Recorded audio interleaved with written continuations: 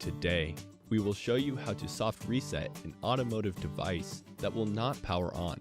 To complete this process, you will need your device and the included vehicle power cable. If your automotive device freezes up or will not power on, the device may need a soft reset. With the vehicle running, the first step is to plug the power cable into the vehicle.